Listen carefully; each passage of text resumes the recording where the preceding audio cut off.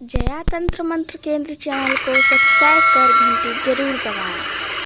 नमस्कार।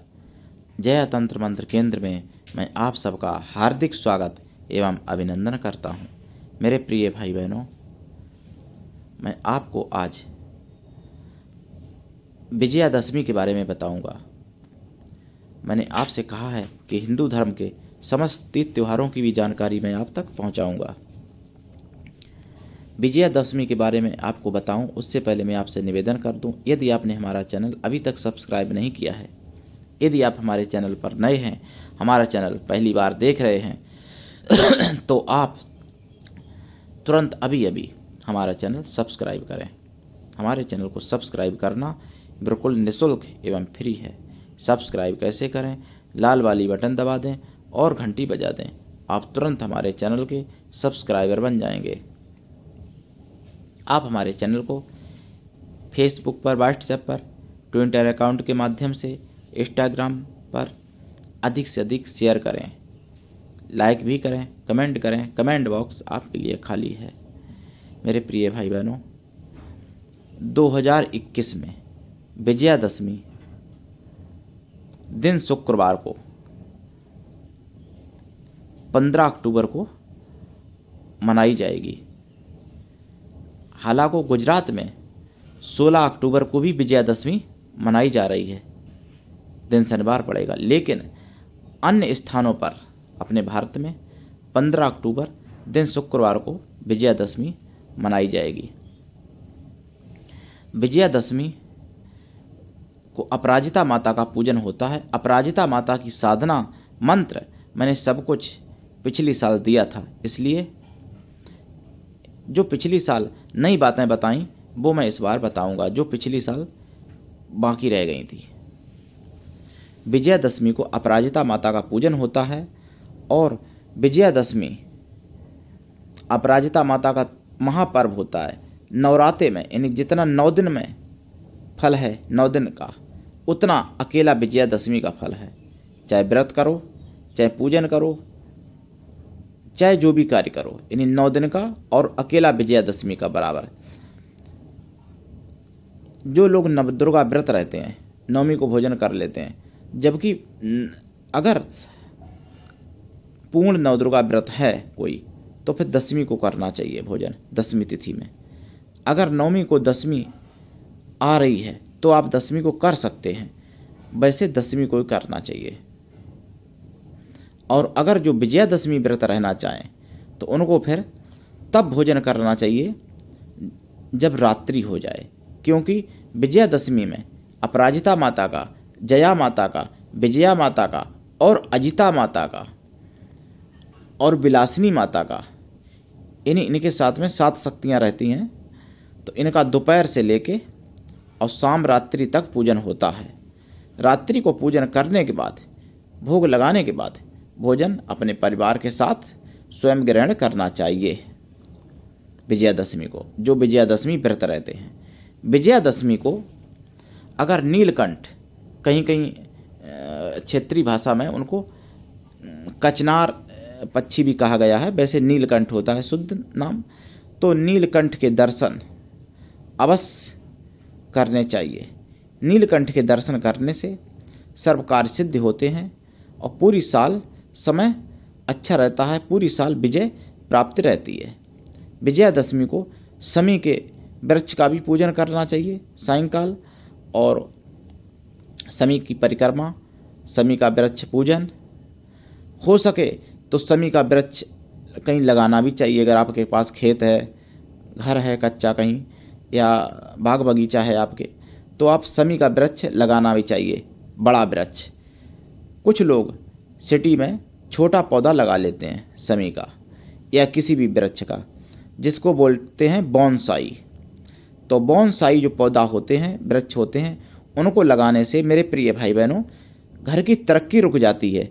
इसलिए बोनसाई वृक्ष घर में नहीं लगाना चाहिए। जैसे आंवला, जैसे आम, जैसे शमी, जैसे पीपल, जैसे गूलर, जैसे बरगद, इन्हीं जो बड़े वृक्ष हैं उन्हीं वृक्षों का बोनसाई रूप नहीं लगाना चाहिए। जो बोनसाई वृक्ष घर में लगाते हैं उनकी तरक्की रुक जाती है, पैसे का आना जाना रुक जाता है। ये 100% सत्य है।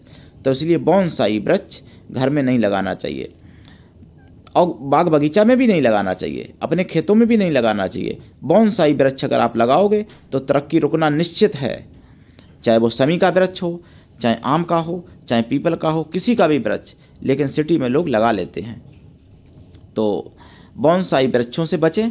बोनसाई वृक्षों की कलम करके चाइनीज लोगों ने बनाए थे बोनसाई वृक्ष, और वैसे प्राकृतिक बोनसाई वृक्ष नहीं होते हैं। जो बड़े बड़े वृक्ष होते हैं उन्हीं को मतलब कल्पना करके उन्हीं की और बोनसाई वृक्ष का रूप दिया गया था।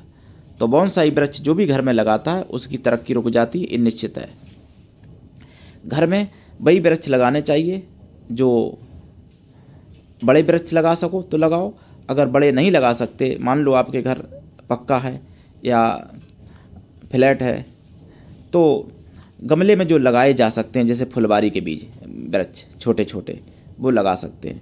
लेकिन बोनसाई वृक्ष घर में नहीं लगाना चाहिए, कहीं भी नहीं लगाना चाहिए। तो इसलिए समी का वृक्ष विजयदशमी को लगाएं तो अपने पास व्यवस्था हो तो लगाएं। बोनसाई वृक्ष समी का ना लगाएं, नहीं तो हानि होगी, लाभ नहीं होगा। तो समी के दिन मतलब शनिवार की अगर पड़ जाए विजयदशमी तो भी उत्तम होती है, शुक्रवार की अगर पड़ जाए तो भी उत्तम होती है। तो 2021 में विजयदशमी शुक्रवार की पड़ेगी। शुक्रवार को विजयदशमी जब पड़ जाती है तो संपूर्ण सुख सौभाग्य ऐश्वर्य देने वाली होती है। शुक्रवार या शनिवार की पड़ जाए विजयदशमी, समी का पूजन करें और समी की जड़ को प्राप्त कर लें। उस दिन अपने घर में रखें समी की जड़, समी के पत्ते भी रख सकते हैं, और समी की लकड़ी से हवन भी करना चाहिए। समी का बहुत बड़ा महत्व है। अपराजिता एक औषधि होती है अपराजिता नाम की, जिसको विष्णुकांता भी कहते हैं। 2 प्रकार की होती है, श्वेत और कृष्ण। विष्णुकांता जो है और एक होती है कृष्णकांता। तो कृष्णकांता जो है कृष्ण अपराजिता होती है, विष्णुकांता श्वेत अपराजिता होती है।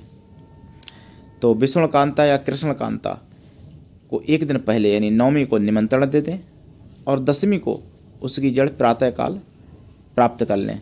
ये पौधा लता जाति का होता है, घरों में लोग लगाते हैं, बाग बगीचों में लगा देते हैं।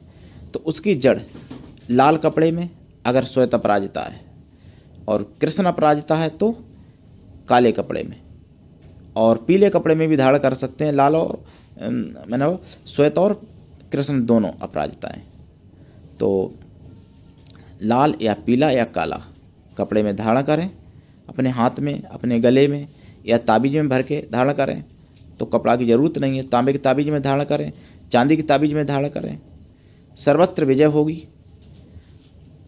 अपराजिता की जड़ लेके विधिवत आमंत्रित करके, और यदि अपराजिता मंत्रों से 1.25 लाख बार जप कर लिया जाए और सामने रख के, और अगर उसको धारण किया जाए या जिसको भी कराया जाए, उसकी विजय सर्वत्र होती है, संपूर्ण ब्रह्मांड में उसकी विजय होती है। अपराजिता की टहनियों से, उसके पत्तों से, उसके फूलों से यदि अपराजिता देवी का हवन किया जाए घी में डुबा डुबा के समिदाओं का, तो बहुत ही फल होता है। अपराजिता का बंगाल में विधिवत पूजन किया जाता है, और जो लोग जानते हैं, साधक हैं, तांत्रिक हैं या सिद्ध हैं या वैदिक विद्वान हैं, वो अपराजिता देवी का पूजन करते हैं। तो अपराजिता का पूजन करें। लाल वस्त्र पहनना चाहिए विजयादशमी को, और जो भी कर सकते हैं, कन्या, ब्राह्मण, स्वागलें, गाय, जो भी कर सकते हैं, अपराजिता की तिथि में करना चाहिए। अपराजिता तिथि जो है अबूझ तिथि कही गई है, जैसे अक्षय तृतीया, जैसे इच्छा नवमी, और अपराजिता तिथि, अपराजिता की मतलब विजयादशमी, और गंगा दशहरा जो जेठ में पड़ता है, होली, दीपावली, बसंत पंचमी, ऐसी कुछ तिथियां हैं जो अबूझ तिथियां होती हैं। अबूझ तिथि का मतलब कोई भी शुभ काम करो तो किसी ब्राह्मण से पूछने की ज़रूरत नहीं पड़ती है। यानी बिना सोचे समझे कोई भी शुभ काम इन तिथियों में किया जा सकता है। फिर भी कुछ तिथियां ऐसी हैं जिसमें निषेध होता है कुछ कामों का, लेकिन ये अबूझ तिथि होती है। शुक्रवार और विजयादशमी 2021 में पड़ेगी। ये पूर्ण रूप से अबूझ तिथि है। इस दिन कोई भी शुभ काम किया जा सकता है, लेकिन फिर भी एक दो कार्य ऐसे हैं जिनका निषेध है। अगर वो आप कार्य जानना चाहते हैं तो मुझसे आप फ़ोन कर लेना। मेरा मोबाइल नंबर है 9305 63 71 73। मेरे प्रिय भाई बहनों, तंत्र मंत्र से संबंधित कोई भी सिद्धि साधना सीखने के लिए, तंत्र मंत्र से संबंधित कोई भी सामग्री प्राप्ति करने के लिए आप अवश्य संपर्क करें। यदि आप मानवतावादी हैं, अगर आप दूसरे का भला करना चाहते हैं, मुझसे अवश्य जुड़ें। मेरा संगठन है कृष्णा दल, जिसका मैं राष्ट्रीय अध्यक्ष हूँ। अगर आप में योग्यता हुई तो मैं आपको पदाधिकारी भी बनाऊंगा अपने संगठन में। वैसे सदस्य तो आप बने ही बने कृष्णा दल में, और हर प्रकार का मार्गदर्शन ले सकते हैं, चाहे वैदिक हो, पौराणिक हो, शास्त्रिक हो, तांत्रिक पद्धति हो, किसी भी प्रकार का। मेरे प्रिय भाई बहनों, आज के लिए इतना ही। धन्यवाद। जय माता की।